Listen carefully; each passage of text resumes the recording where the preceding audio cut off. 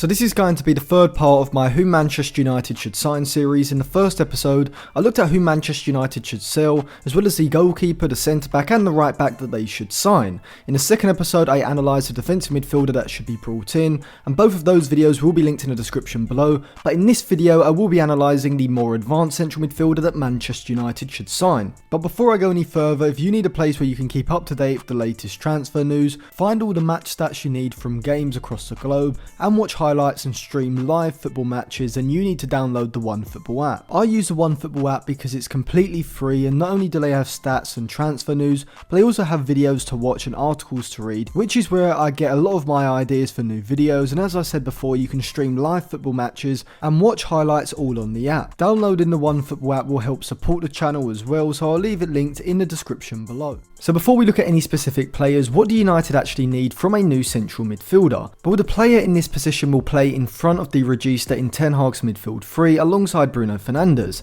Now Fernandes will be the most attacking of the three midfielders, so this player alongside him needs to be a mixture of a defensive midfielder but also have the creativity that Fernandes also possesses. A player in possession who can drop deep to receive the ball and then progress the ball when needed, but also push up between the lines and look to be a creative threat in the final third. I think a roaming playmaker best describes this role, which is a player who's a hybrid between a deeper line playmaker, someone like Toni Kroos, and an advanced midfielder, someone like Kevin De Bruyne. A great example of a roaming playmaker would be someone like Luka Modric, who can basically fulfill any role in central midfield, dropping deep alongside Kroos to aid the build-up, but also driving the ball forward to lead the attack, and being one of Madrid's key creative players in the final third. Out of possession, the player needs to be relatively good defensively in terms of his tackling, positioning and athleticism, as he may be asked to drop deep alongside a defensive midfielder, Ibrahim Sangare for example, to form a midfield double pivot, if Ten Hag wanted to move to say a 4-2-3-1 defensive shape during certain periods of the game. This central midfielder doesn't have to be as good defensively as the defensive midfielder behind him, but obviously ball winning ability is going to aid Ten Hag's side when pressing,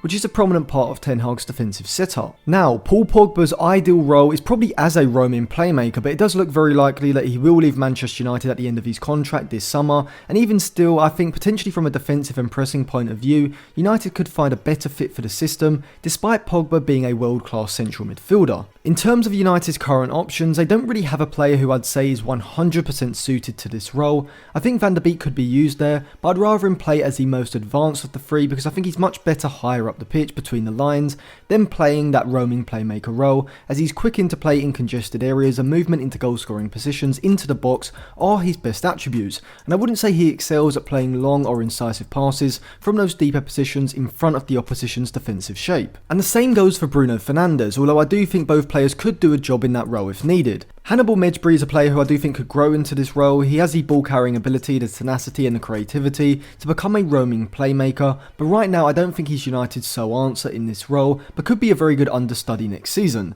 The same goes for Dylan Levitt and Ethan Galbraith, who are more deeper lying playmakers than Mejbri, who is more of an advanced creator, and so maybe would be better fits alongside Fernandes and say Sangare behind. However, they aren't top level and would need time to develop, so shouldn't be United's first choice options. As I said in the first episode, I would look to sell both Fred and McTominay, but even if either stayed, they don't have the passing ability to be first choice in this role either. Now James Garner would probably be United's best option, even though I do think Ten Hag should use him more as a regista, but I think Garner in this role would still work, with Sangare behind him and Fernandes next to him, especially if Ten Hag wanted to transition to a double pivot in midfield, in or out of possession at certain points in the game. Then I think Garner would be the most capable of performing in this role. If you want to see what I think of all the United youngsters like Garner, Mejbri, Levitt and Galbraith, I have a whole playlist with those videos in. I'll leave it linked in the description below. However, United still need a top level player to be brought in, so let's look at the options. The first option is Youri Tielemans, who is 24-25 in May, and come the summer will have just 1 year left on his contract at the King Power Stadium.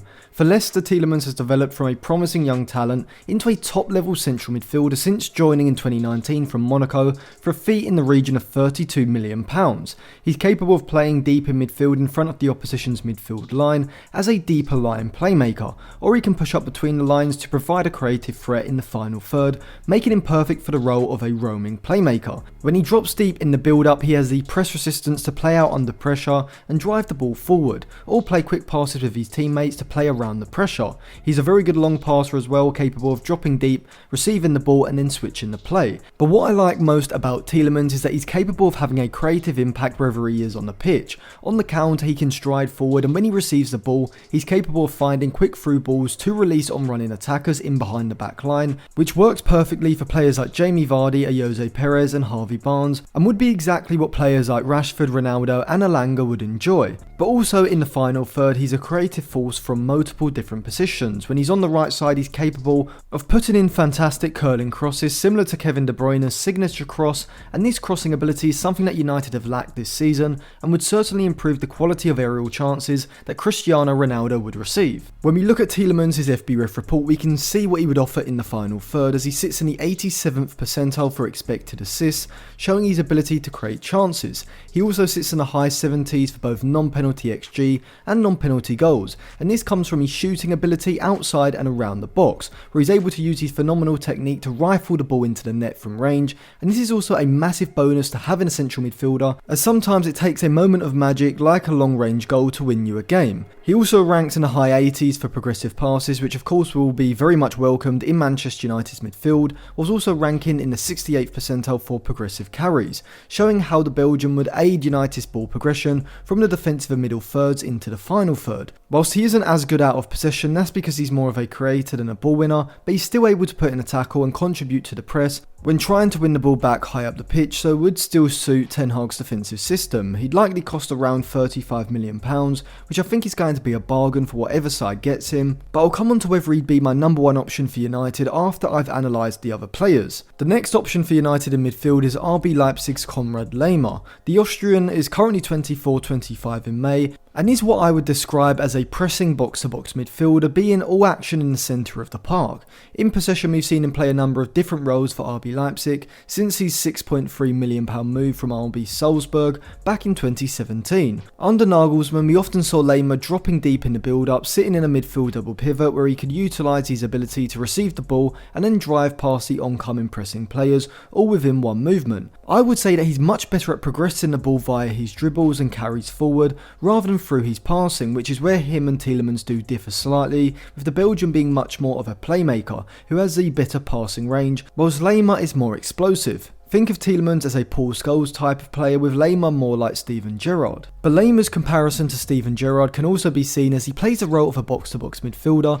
not sitting and holding a deeper position in possession. Instead, you'll see him driving up the pitch to join the attack, making use of his fantastic stamina and fitness. On the counter, he's particularly good at releasing on running players with quick through balls in behind the opposition's back line, and when in the final third, we do see him create chances via these well-timed defence-splitting passes, or create chances for himself when he runs ahead of the ball into a shooting position. We'll see how good his offensive output is when we look at his FBref report. However, he's also fantastic without the ball as well, being described as a pressing machine in a video Tifo Football did about him quite a while ago. And this is because he has the ability to ferociously jump out of the midfield line and apply pressure to the player with the ball. But not just this, he also uses his aggression to put in firm standing tackles to win possession back, making him an excellent ball winner and perfectly suited to a counter pressing style. And when we look at his FBref report, we can see he excels in this area, as he ranks in the 99th percentile for pressures and the 86th for tackles. Weirdly enough, despite ranking incredibly highly for tackles and pressures, he sits very low for interceptions,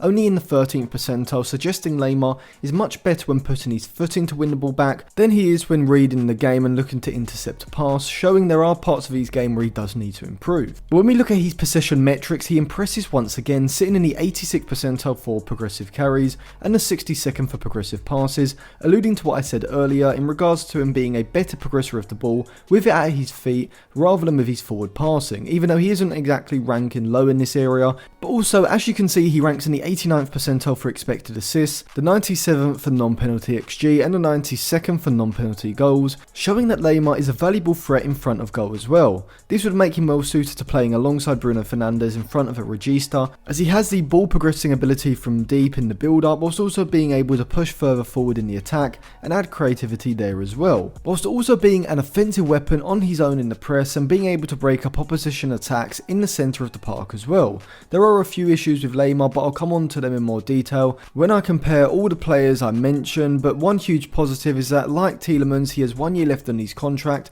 and so he'd probably be available for between 25 and 30 million pounds, an absolutely fantastic price. So the next option on the list is Barcelona's Frenkie De Jong, who to me at least seemed like a dream option and somewhat unrealistic, but that was until reports came out that Barcelona would be willing to sell him for around 70 million euros, which is around 60 million pounds. De Jong is 24, 25 in May, and so he's still not yet in his peak years. He has of course played for Ten Hag before, being a key player in that famous Ajax 2019 side that reached the Champions League semi-finals, so De Jong would be familiar with Ten Hag's tactical setup and would have the tactical understanding of the game that is required in terms of where to position himself in possession and the movement to make in order to open up passing lanes to receive the ball or create space for others. In possession, it's obvious why Barcelona wanted to bring him to Camp Nou in 2019, as he's very reminiscent of Andres Iniesta, having a silky fluid dribbling technique where he's able to allow the ball to roll across his body before turning and accelerating away from the pressure,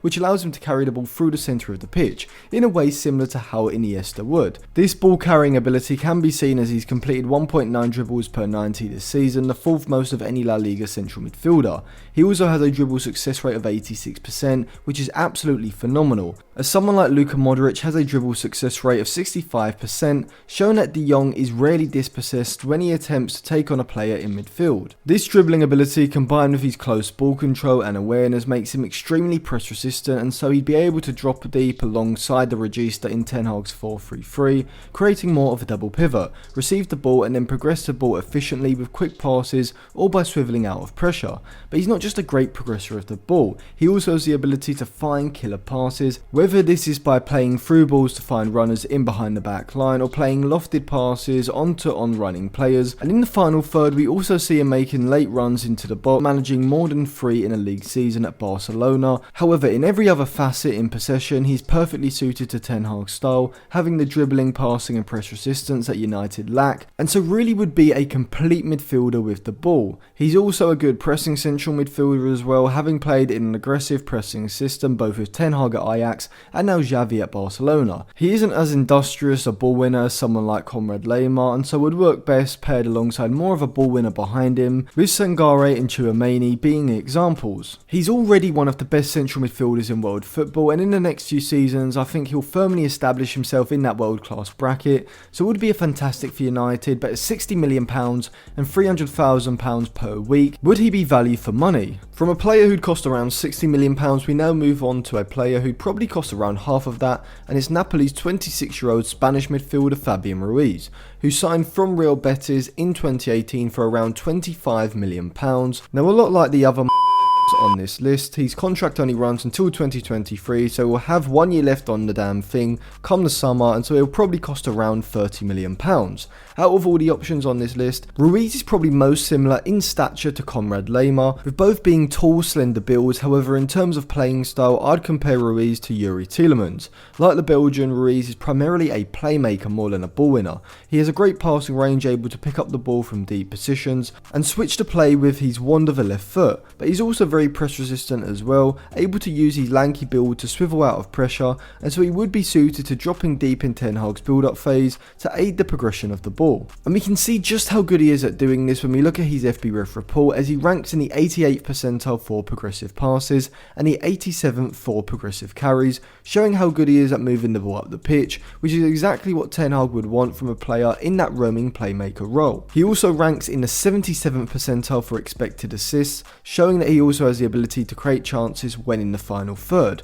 and I do think he's very similar to Paul Pogba in this regard, as he does his best work in possession when being allowed to roam from deep areas into advanced positions, and we can see this when we look at his goal scoring, as he massively overperforms his non-penalty XG, where he ranks in the 42nd percentile by about 0.15 per 90, as he sits in the 93rd percentile for non-penalty goals, and this comes from his world-class long-range shooting ability. He's able to receive the ball from around 30 yards out, open up his body and wrap his left foot around the ball to curl the ball into the far corner. He scored 6 goals in 30 Serie A games this season, the third most of any central midfielder in the league, behind only Sergej Milinkovic-Savic and Hakan Çalhanoğlu. And all 6 of those have come from outside of the box, which once again highlights why I compare him to both Pogba and Tielemans, who are both long-range demons as well. Now Ruiz is pretty good defensively as well. He ranks quite highly for pressures on his FB ref report, and his standing tackling and intercepting are also fairly decent as well. Nothing special, but he's more than capable of playing in Ten Hag's midfield 3 from the left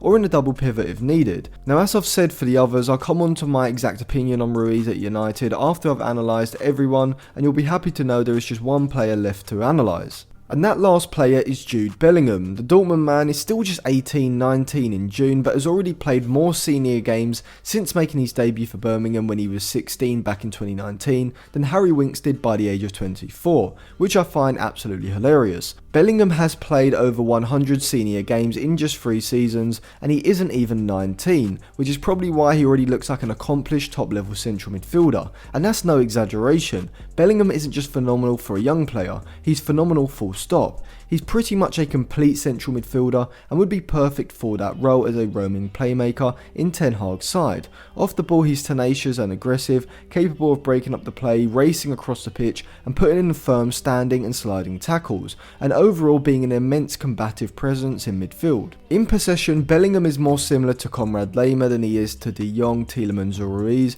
as like the RB Leipzig man he excels more at progressing the ball by carrying it past players rather than through his forward passing, which his FB ref report will reflect when we come onto it, but this isn't to say that his passing and interplay isn't excellent, as I do think he links the play well with his teammates via quick flicks to move the ball forward, whilst always looking for that forward pass if possible, but with the ball at his feet he is fantastic at dribbling past players in central areas, and this can be seen as he completes 1.6 dribbles per 90 in the Bundesliga this season, the 8th most of any central midfielder behind Laimer who sits in 7th. But Bellingham isn't just a good progressor of the ball, he's a complete midfielder, so he's a threat in the final third as well, whether this is by playing through balls when driving forward on the counter or breaking ahead of the forward line himself to get into goal scoring positions, and he's very good at doing this as he has 3 goals and 7 assists to his name in 30 Bundesliga games and 6 goals and 11 assists in 42 games in all competitions. And we can see just how complete a midfielder he is when we look at his FB ref report, as he sits in the high 80s, low 90s for non-penalty XG, non-penalty goals and expected assists, whilst also ranking in the 57th percentile for progressive passes, the 82nd for progressive carries and the 98th for dribbles, showing just how good he is at progressing the play with the ball at his feet, and he also puts up pretty good pressing and defensive numbers as well, showing that he'd be the perfect fit both in and out of possession in Ten Hag's midfield. Now the one issue with Bellingham is that he'd be extremely expensive considering how highly rated he is, and that he has 3 years left on his current Dortmund contract. I'd estimate he'd cost around £70 million, but unlike someone like Declan Rice, I think this is an acceptable price for Bellingham, as not only is he already one of the best box-to-box central midfielders, roaming playmakers in Europe at the moment, but he also has the potential to get even better, and given that he's only 18, he could dominate for the next decade, and at 28-29 still not yet being his peak. So out of these 5 options, who do I actually think Manchester United should sign for that central midfield spot? Well, if money wasn't a factor, I'd go for Frenkie De Jong, as I think he would fit Ten Hag's system and style of play perfectly, and I'm confident he will progress into one of the best central midfielders in the world within the next few seasons. Bellingham would be my second choice, just missing out as I think De Jong is a better progressive passer, and overall I think in possession De Jong is better at dropping into deeper areas to aid the build-up, and I think both of these will be hugely important for Ten Hag. However, Bellingham would still be a fantastic signing as he's an all-round central midfielder, very good both in and out of possession. He's also just 18, so his potential is insane, and like De Jong, I think he'll progress into being one of the best central midfielders in world football over the next few seasons. Ideally, but in dream world, United would sign both De Jong and Bellingham in front of a defensive midfielder like Sangare, which would be perfect, with with De Jong being the connecting deeper line playmaker and Bellingham being given the freedom to push further forward into the final third and make runs into chance creating and goal scoring positions. However, both players will cost at least £60 million, with Bellingham costing probably more than 70, and I think that because I've targeted 5 other players in this series, I don't think that can fit into the budget, so these two was being potential long-term targets and may even be possible for United if they could reallocate some of their budget this summer are not the players I would target. And whilst I do like Konrad Laimer, I don't think he's as good a progressive passer as Ruiz and Tielemans, and he's much better in a quicker transition in attack where he has the space to drive through midfield and find passes in behind the back line. With Ten Hag's United most probably coming up against sides who are willing to sit deep and compact, I think Ruiz and Tielemans would be better options. But overall, I'd prefer Fabian Ruiz to Tielemans, as even though I'm happy with either, I just think Ruiz has a bit more dynamism and ball carrying ability through the centre of the pitch, and also offers a bit more of a goal scoring threat in the final third from his long shots. Both players are in their mid-20s and have 1 year left on their contracts. Ruiz may be about £5 to £10 million cheaper than Tielemans as well, costing around £25 to £30 million. But to conclude, De Jong would be my number 1 with Bellingham number 2, however both would probably have to be long-term targets due to me looking to bring in 5 other players for United this summer, and so I would go with Fabian Ruiz with Tielemans in second and Laimer as a backup if those two weren't available, but I would imagine that United should be able to get either Ruiz or Tielemans this summer. So thank you for watching. If you enjoyed the video, subscribe to the channel and click the bell for notifications, give the video a like as well, and check out some of my other videos which will be linked in the description, and put your thoughts in the comments as well.